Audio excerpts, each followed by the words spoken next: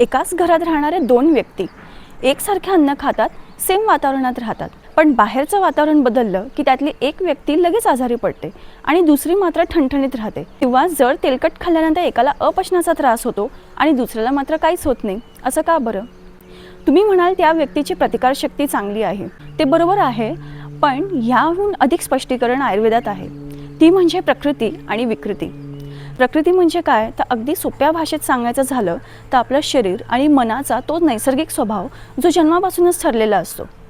जेव्हा आपला जन्म होतो तेव्हा आपल्या शरीरातले तिन्ही दोष म्हणजे वात, पित्त आणि कफ ह्या दोषांची एक पातळी ठरलेली असते। ह्या दोषांच्या तारतम्यानुसार कोणती दोष किती प्रमाणात आहे त्यानुसार आपली प्रकृती ठरते।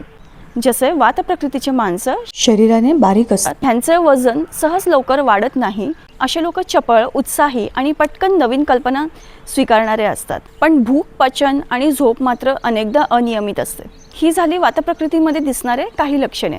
आता पित्त प्रकृतीबद्दल थोडक्यात सांगायचं झालं तर हे लोक मध्यम बांध्याचे असतात, शरीरात उष्णता जास्त असते, त्यांची भूक आणि पाचनशक्ती चांगली असते, या तीक्ष्ण बुद्धीचे आणि महत्त्वाकांक्षी असतात। आणि कफ प्रकृतीबद्दल थोडक्यात सांगायचं झालं तर अशा लोकांची शरीर बांधा मजबूत असते, ह्यांचं वजन तुलनेने लवकर वाढू शकते।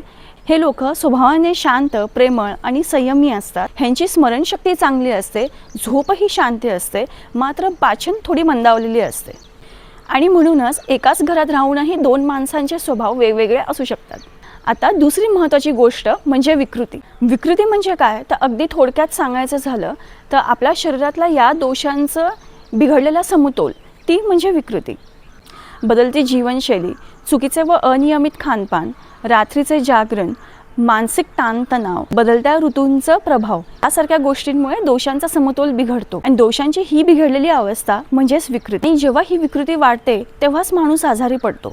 सो थोडक्यात सांगायचं झालं तर प्रकृती हे आपल्या जन्मापासूनचं मूळ रूप आहे आणि विकृती हे आत्ताचं बिघडलेलं रूप आहे। जो व्यक्ती आपल्या प्रकृतीनुसार आहार, विहार, दिनचर्याचं पालन करतो त्या व्यक्तीची विकृती ही नियंत्रणात असते आणि तो कमी आजारी पडतो।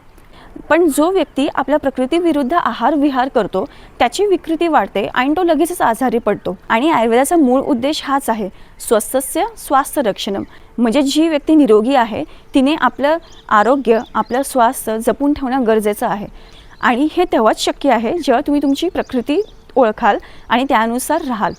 सो तुमची प्रकृती काय आहे त्यानुसार तुमच्या आहार विहारांमध्ये बदल करा, योग्य दिनचर्येचं पालन करा आणि स्वस्थ राहा। अशाच माहितीसाठी चॅनल लाईक व सबस्क्राईब करा।